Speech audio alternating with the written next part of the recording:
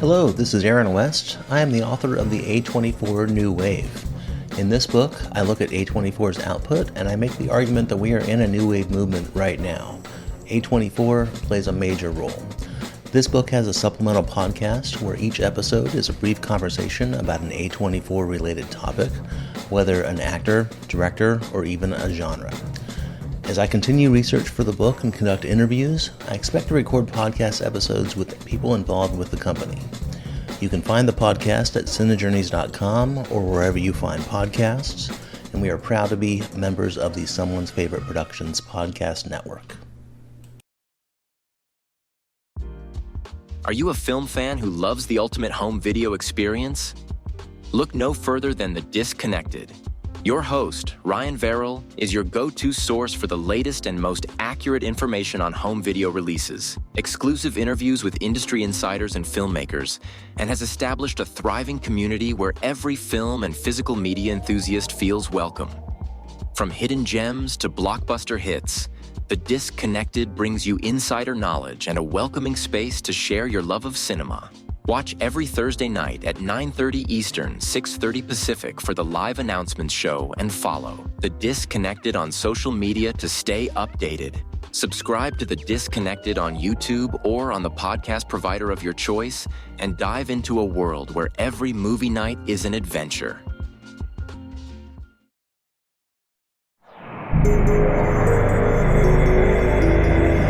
Weirding Way Media.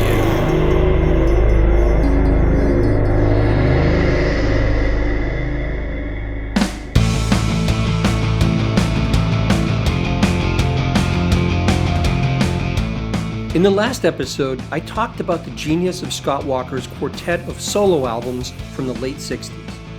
As I mentioned in that episode, if Walker's career ended right then and there, his place in the music pantheon would still be assured. But I also alluded to the fact that Scott Walker didn't stop there. And furthermore, I claimed you wouldn't believe where his music took him. In this second part of my examination of Walker's music, I'm going to take you through his post-60s output, the ups, the downs, and the downright what the fucks of his later albums. Tonight, allow me to reintroduce you to Scott Walker.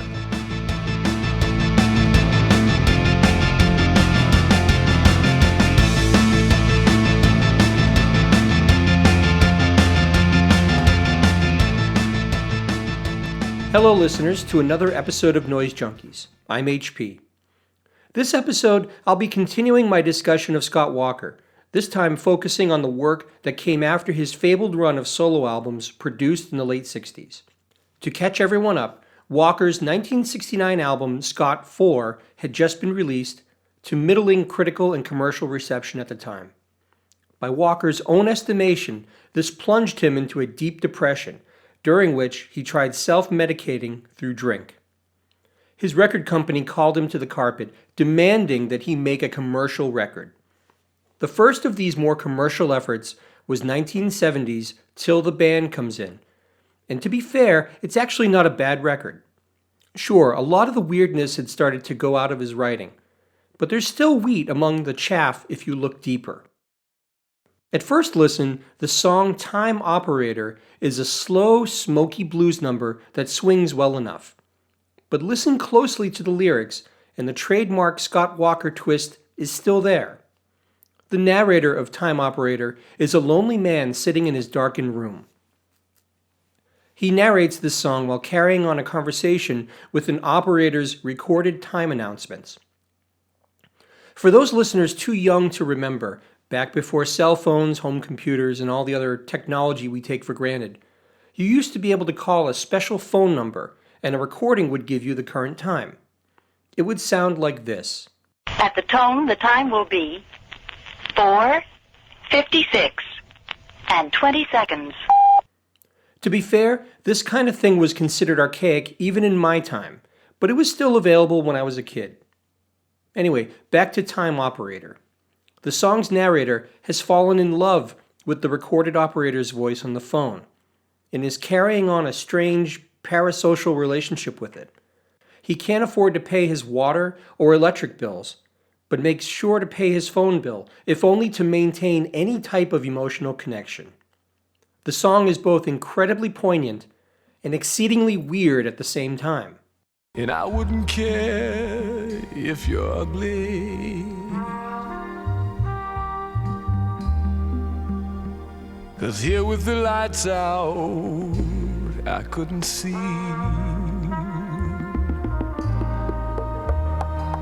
You just picture Paul Newman, and girl, he looks a lot like me.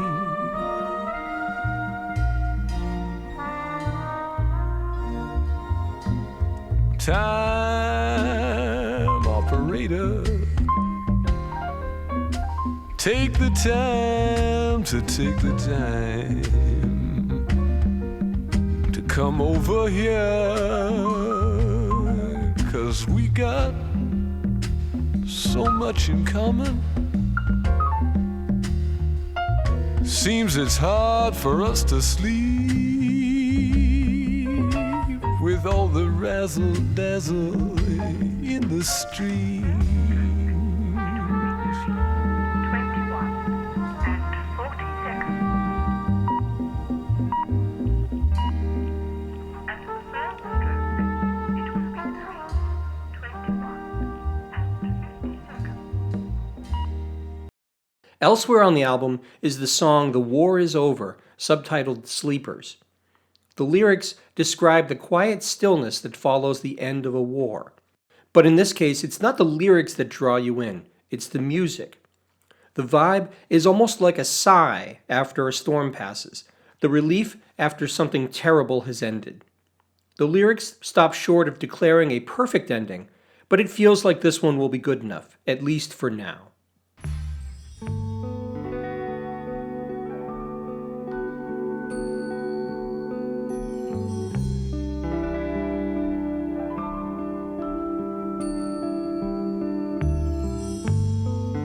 Everything still, everything silent, as after the rain.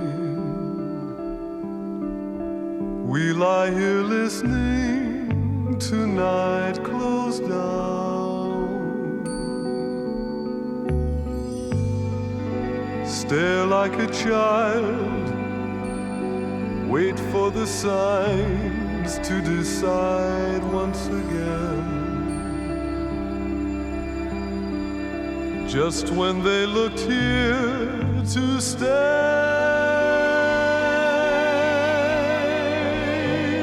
we're to leave our world, our earth.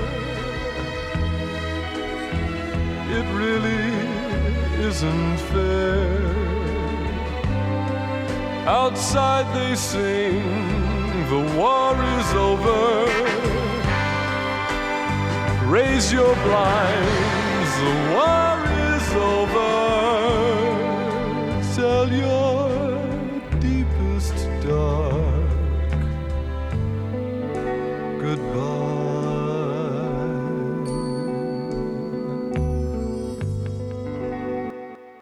The next 4 albums Walker released continued this commercial and creative slide. They would feature no original material whatsoever. 1972's The Moviegoer was comprised of cover versions of songs pulled from various movie soundtracks. 1973's Any Day Now featured songs written by Jimmy Webb, Randy Newman, and Bill Withers. Also from 1973, the album Stretch was more of the same, with covers of the same writers in a light country style. And 1974's We Had It All went even further in the country style, featuring songs by Billy Joe Shaver, Jerry Reed, and Gordon Lightfoot. This 4-album string is the definition of diminishing returns, and even a casual listener can hear Walker going through the motions. Walker himself has referred to this as his wilderness period, and it's worth noting that their relative unavailability in later years was due in part to his dissatisfaction with these albums.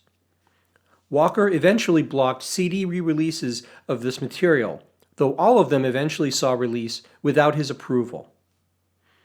His solo career at its nadir, Scott reunited with the Walker Brothers, and the album No Regrets followed in 1975. The production style was still very much in the country folk vein, and once again, there are no originals, only cover songs. But the cover of Tom Rush's No Regrets was a hit in the UK, reaching number 7 in the UK singles chart in early 1976.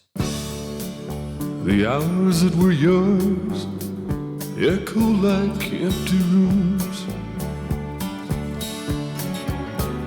The thoughts we used to share I now keep alone. I woke last night and spoke to you, not thinking you were gone. And it felt so strange to lie awake alone.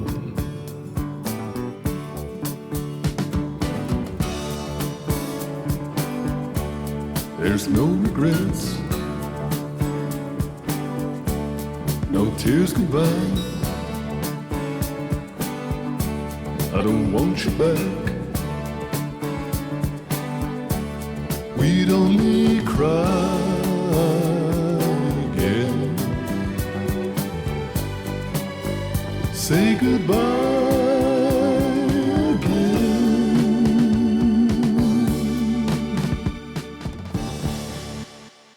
The Walker Brothers released another album, Lines, in 1976. Stylistically similar to No Regrets, it featured no originals and failed to chart. It was back to the drawing board for the Walker Brothers.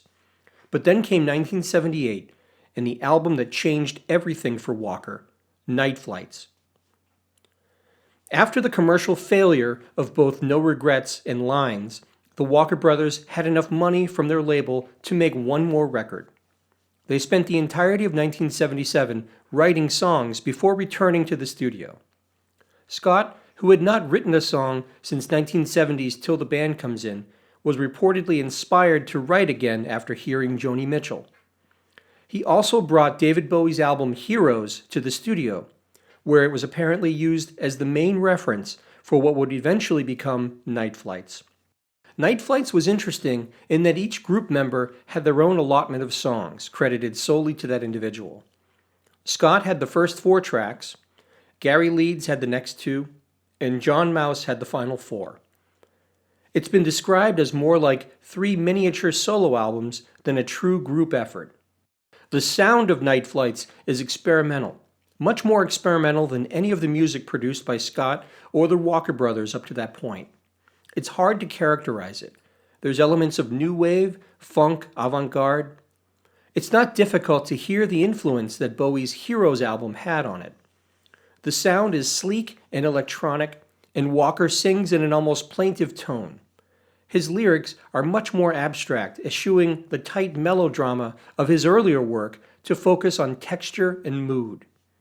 Here's a bit of the title track, Night Flights.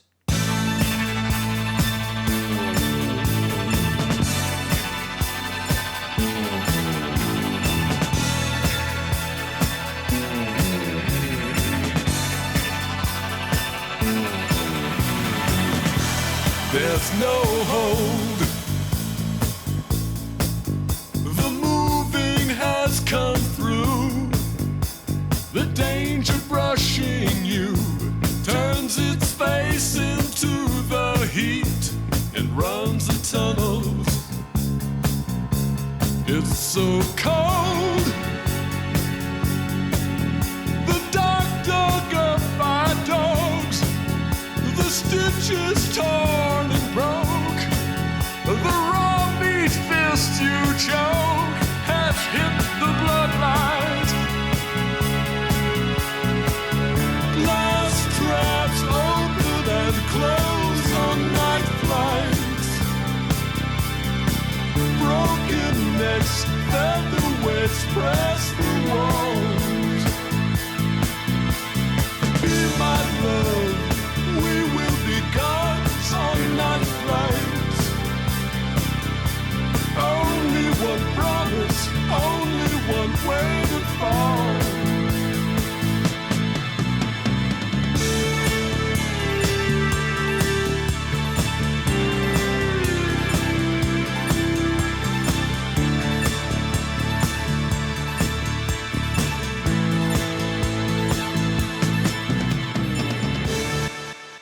David Bowie would later cover Night Flights on his 1993 album Black Tie, White Noise.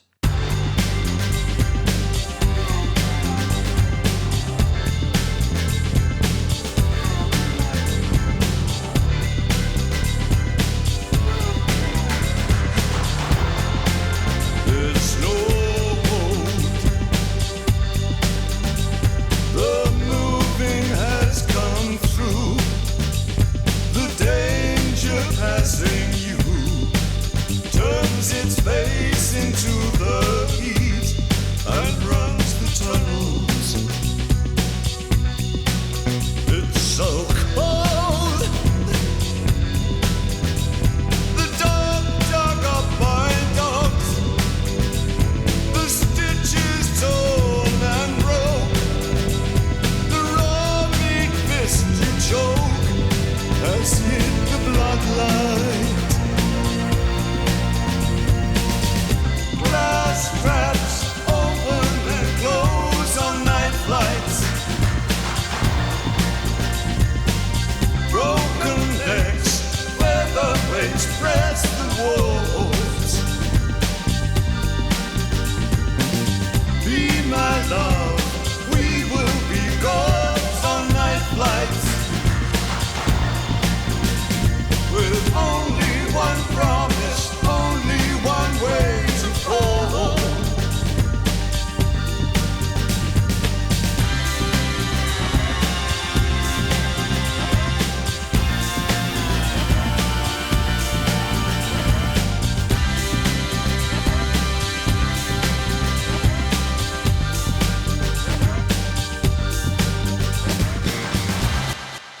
One Scott Walker song in particular would point toward the extreme shift his music would take.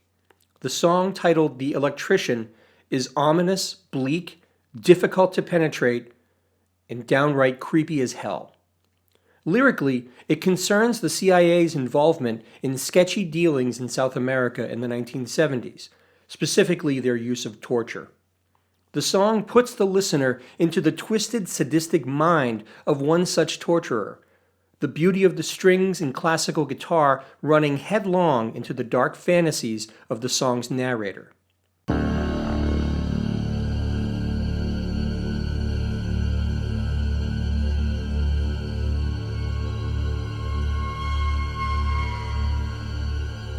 Baby, it's slow.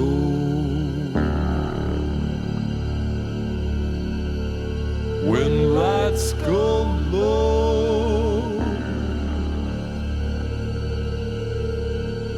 there's no help, no.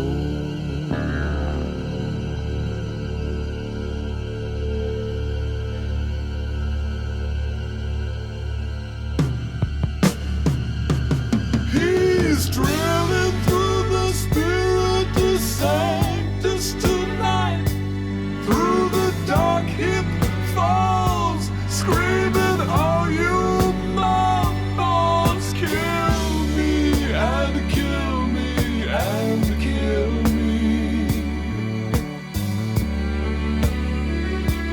If I check the handle, you'll die in your dreams. If I check the handle, check the handle, you'll thrill me and thrill me and thrill me.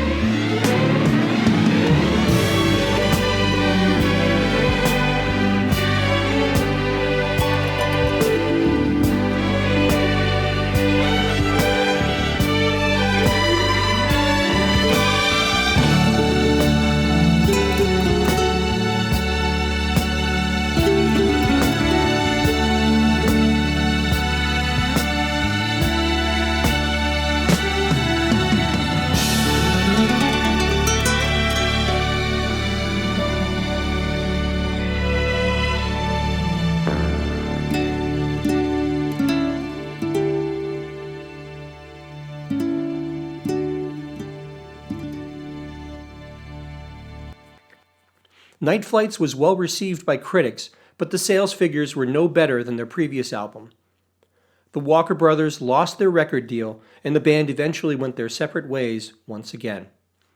Scott Walker spent the next several years in relative obscurity, with no new releases, solo or otherwise. In 1984, Walker re-emerged with his first solo album in a decade, Climate of Hunter. This album would build on the tone set by Night Flights and go even further. In the 2006 documentary Scott Walker, 30th Century Man, producer Peter Walsh explained that the musicians were instructed to record their parts without knowing the melody to any of the songs. The melody was a closely guarded secret, and in fact, Walker hadn't even recorded any demos that might hint at a melody. Scott's intent was to keep everything off kilter and uneasy. The tracks were mysterious and obscure. Nearly half the tracks didn't even have proper names. Track 3 is called Track 3, and tracks 5, 6, and 7 are called Track 5, Track 6, and Track 7. Besides a group of ace studio musicians, including future soundtrack composer Mark Isham on trumpet, there were some surprising guest artists on this album. Track 3 featured Caribbean Queen singer Billy Ocean on backing vocals. After me, I'm no man's son, run out to recognize the blood of our split back without his prisoner, the distance rigged in his eyes. Rock of castles, bury me, hide my soul, sink us free. Rock of castles, bury me, hide my soul, pray us free.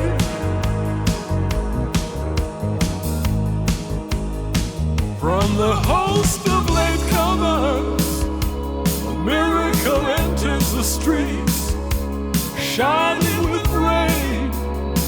He is shaking to wash the murder away. The shadow of the sun made the sun a shadow. It's never nice when I die. That desert clouds under and so Lord lightens.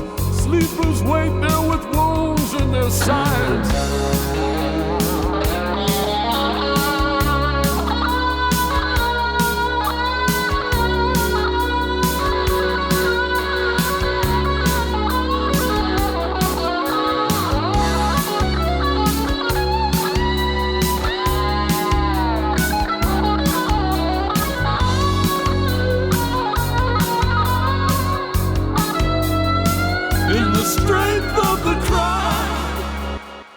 In the closing track, Blanket Roll Blues featured acoustic guitar from Dire Straits' Mark Knopfler.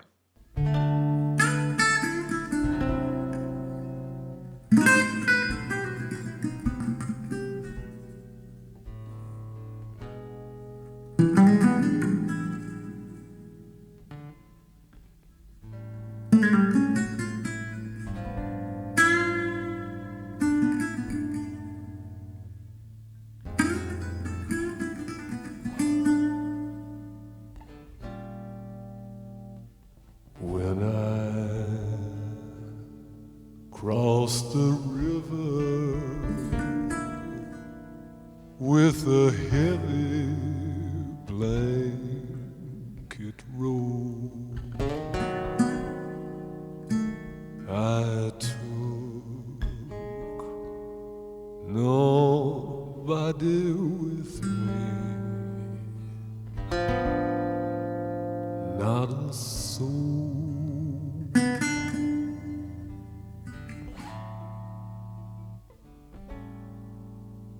I took a few provisions, some for comfort, some for cold, but I took nobody with me, not a soul.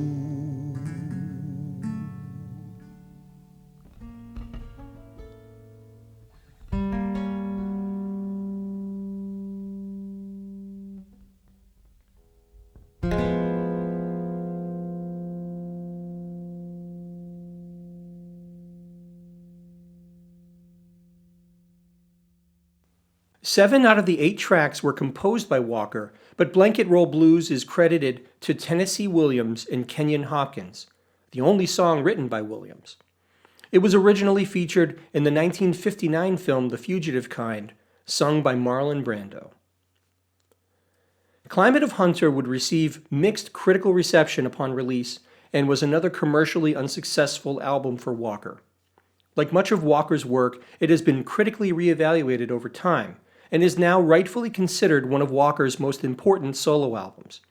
It seems like Walker's albums are always ahead of their time. Walker would go silent for the rest of the 1980s on into the 90s, only releasing one single in 1992, Man from Reno, for the soundtrack to the film Toxic Affair. Walker finally reemerged in 1995 with the album Tilt, his first in 11 years. Tilt took Walker into even darker and more ominous directions. Dissonance, repetition, and atmosphere are prioritized over conventional song structure. Walker sings in an almost operatic fashion, his trademark baritone mellowing and becoming more emotive, more elastic, to fit the mood of his compositions. Here's opener Farmer in the City.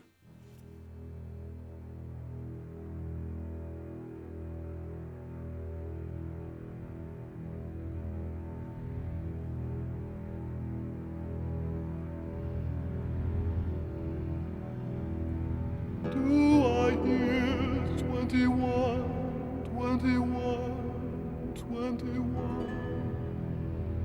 I'll give you 21, 21, 21. Do I hear 21, 21, 21?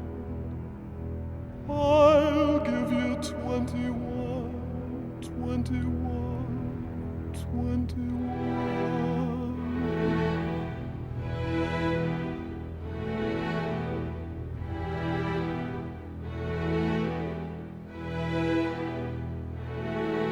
This night you are mistaken. I'm a farmer in the city. Dark farmhouses against the sky. Every night I must wonder why.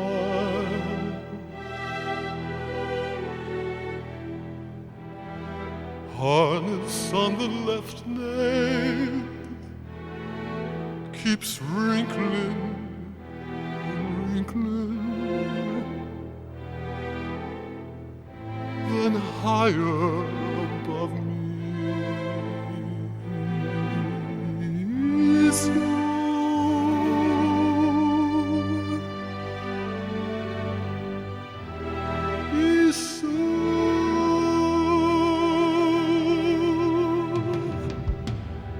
Can't go by a man from Rio.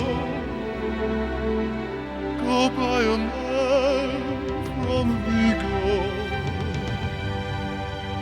Can't go by a man from Ostia. Hey, Nenito, remember that dream? We talked about it so many times.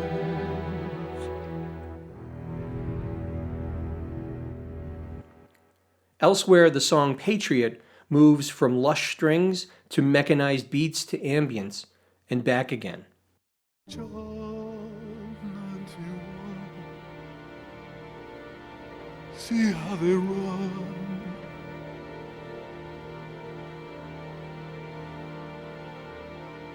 I brought nylons from New York. Some had butterflies,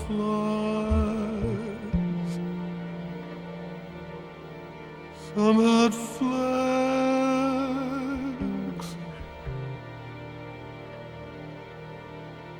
I brought nylons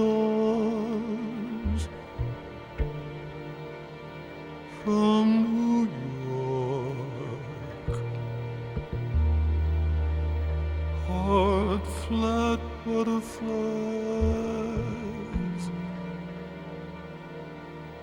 some had spikes.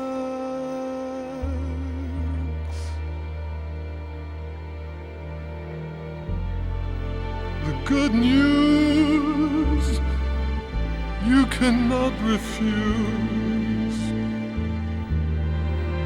The bad news is there is no news. Tonight he'll rise, he'll sell his art to anyone who asks about.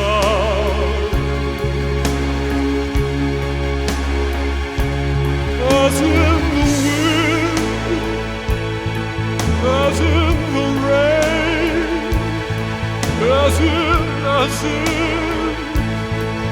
in without.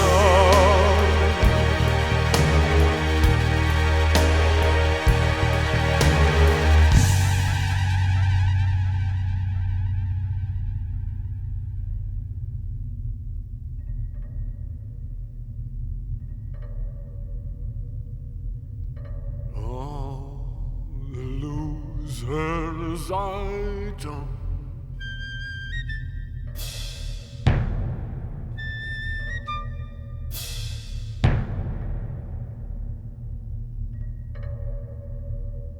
The losers I don't.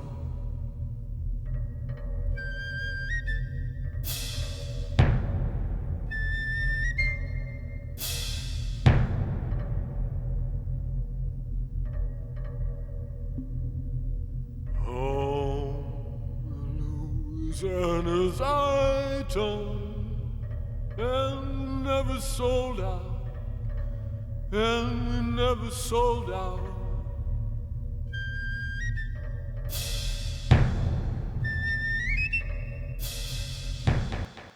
Tilt was critically lauded upon its release, announcing a new era in Scott Walker's evolution as an artist.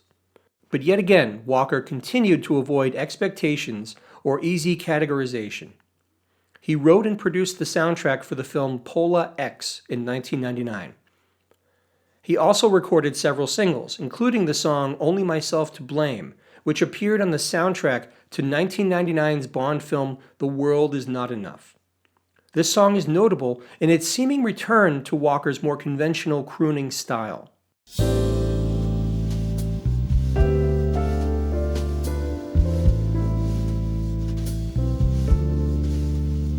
I've walked way past midnight. I've driven for days. I've tried to forget in so many ways.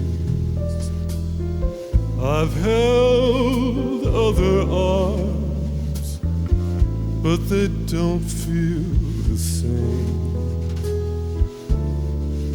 And I've only myself to blame. From city to city, I still see your face. It follows me round all over the place. I shouldn't look back, but I do just the same. And I've only myself to blame. But apart from these and a few other sporadic pieces, Walker would not release another solo album until 2006's The Drift, 11 years after the release of Tilt. Perhaps not coincidentally, this was the same gap between Climate of Hunter and Tilt. Somehow, The Drift was even more menacing, more ambient, and disquieting than Tilt. The song Jesse depicts an imaginary nightmare suffered by Elvis Presley as he endures visions of 9/11.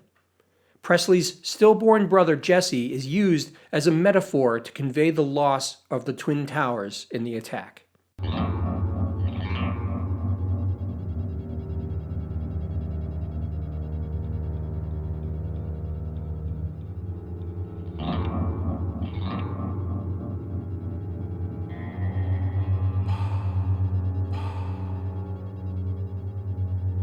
Knows those cakes and black cocaine.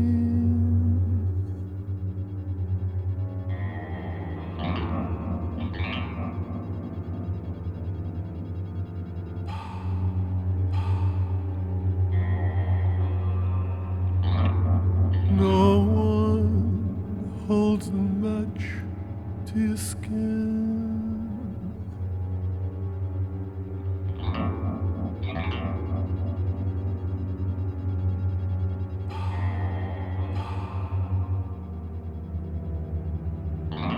No dupe, no child, away off miles off.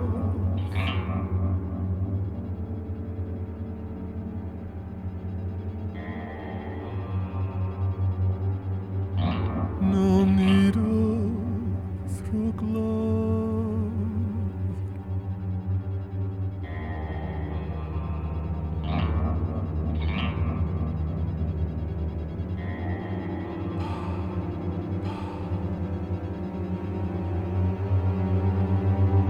Thurman is a tall, tall tower, a building left in the night.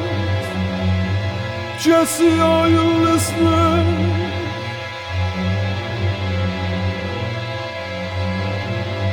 It casts its ruins and shadows on the Memphis moonlight.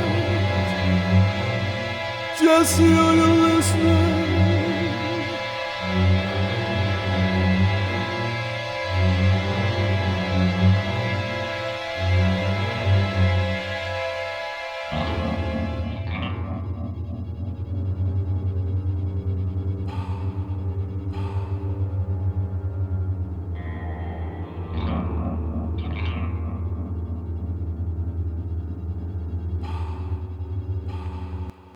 The track Clara famously featured the sound of a percussionist beating a slab of raw pork with his bare hands.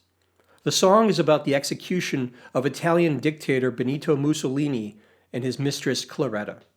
Our eyes side snagged, dipped in mud in the daylight, like what happened in America.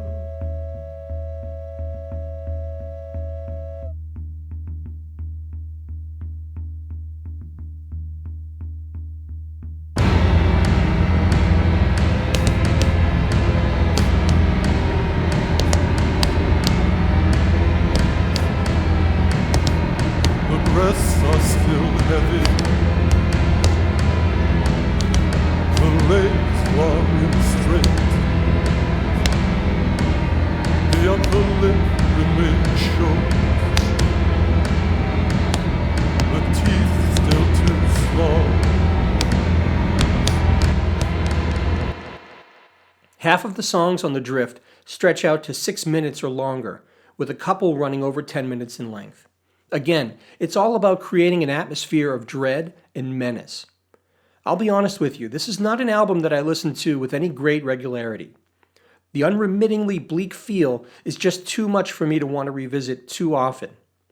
But ultimately, The Drift as an album is an utterly remarkable and complex journey.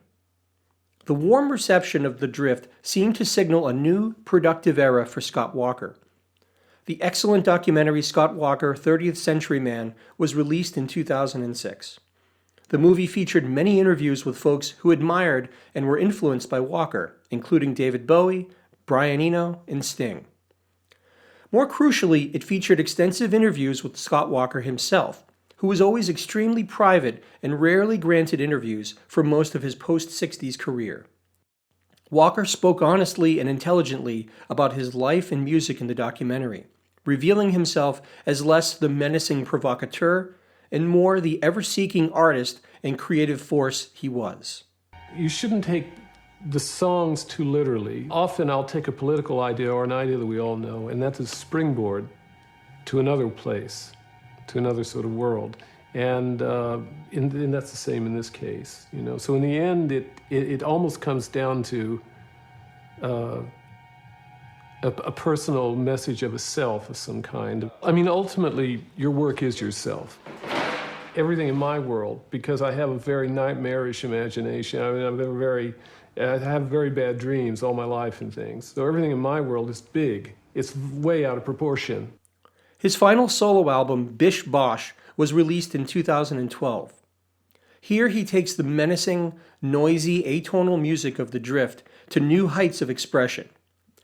Melody is all but absent. What is left is loud, aggressive, shocking bursts of noise and texture.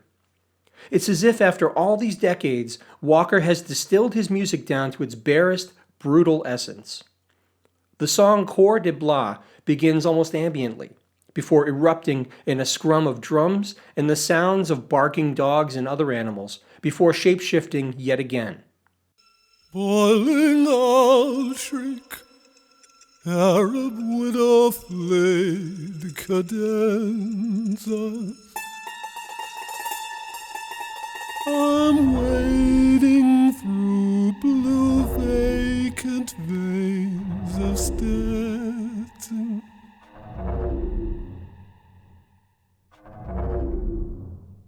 The chiseler keeps slipping away.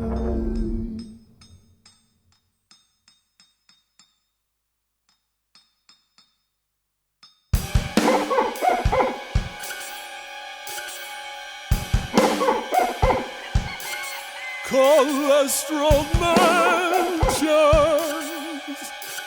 crowded with sulphur air, dipped to carry a lone whistler in the shadow.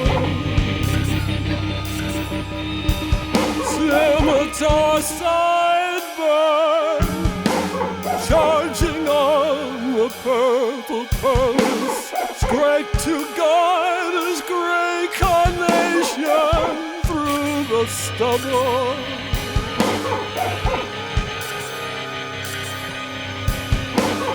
Epic and thick,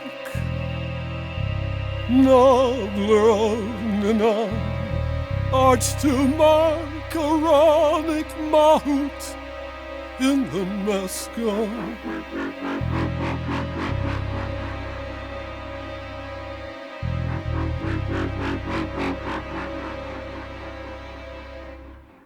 The track Tar kicks off with a wall of screeching distortion before morphing into what sounds like knives being sharpened over and over, eventually giving way to stings of guitar, drums, and bass drones.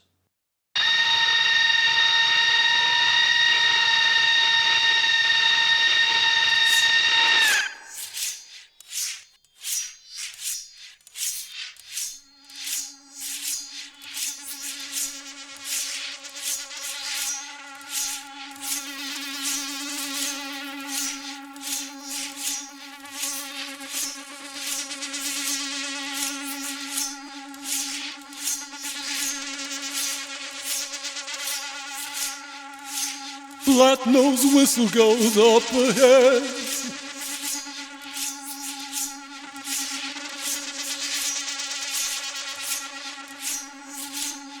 Up ahead on the El Greco grunt.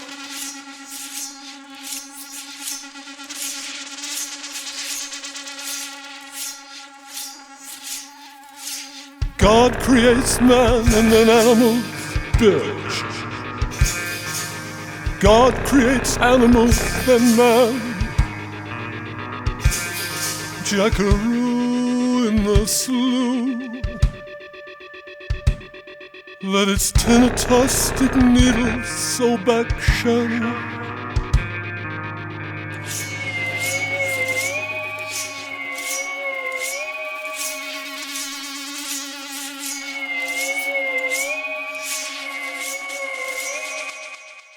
Again, over half the tracks on Bish Bosh play out for 6 minutes or longer. Track 4, titled SDSS 1416 plus 13B, subtitled Zircon, a flagpole sitter, goes on for an astonishing 21 minutes and 42 seconds. It is a remarkable journey within the journey of the album as a whole. As with The Drift, I confess that this isn't an album that I revisit very often. It is a worthy adventure to be experienced, but a profoundly disquieting experience nevertheless. The fact that Scott Walker could make music this fearless, this confrontational, at almost 70 years old, is nothing short of inspirational. In my opinion, it marks him as an artist of the highest order, a person unafraid to express himself without compromise. That's probably the best word to describe this stretch of his work, uncompromising. Bish Bosh was greeted with some of the best reviews of Scott Walker's entire career, and though it was his last solo album, he would continue to work and compose over the next several years. He recorded a collaboration with noise drone pioneers Sun O on the 2014 album Soused. He would also compose the scores to several more films, 2015's The Childhood of a Leader and 2018's Vox Lux, which starred Natalie Portman and Jude Law. Walker died in London on March 22, 2019, at the age of 76. Tributes poured in from the likes of Tom York, Jarvis Cocker, and Mark Almond. So what to make of Scott Walker's musical legacy? In a rare interview with Jarvis Cocker in 2017, Walker admitted that he never went back and re-listened to any of his past recordings. He was quoted as saying, "With that kind of thing, with any past recordings, I'm like Don Quixote being confronted by the Knight of Mirrors. All I ever do is hear the faults. I never hear anything else, so I never listen." For Walker, there was evidently no past, only the future, only that next project that would move him further along on his artistic odyssey. As I mentioned before, although I'm not partial to these late period efforts, I find it incredibly inspiring that they exist at all. For anyone involved in any sort of creative enterprise, be it playing music, writing a book, whatever the case may be, this kind of liberated approach to the act of creating is so exhilarating and moving. Remember, this was a man who seemed all but washed up following the commercial failures of his records in the late 60s, early 70s. This is not to say he had a grand plan for his music, but it's astonishing how he found ways to reinvent himself, to shapeshift and expand into unexplored territories. I feel so fortunate to have discovered his music and to bear witness to the artistic metamorphosis of Scott Walker. That's it for this episode of Noise Junkies. Thank you for indulging me once again. When I'm not listening to music, you can find me elsewhere on the Weirding Way Network. I co-host the Night Mr. Walters, a taxi podcast, alongside Midnight Viewing's Father Malone, and I'm an occasional guest on the Culture Cast with Chris Dashew. And I have a Bandcamp site, hpmusicplace.bandcamp.com. I've just released a new album called Wired and Waiting. Please check it out. As always, please feel free to write us, rate us, review us. We'd love to hear from you in any manner you choose. Thanks again for listening, and we'll see you again next time.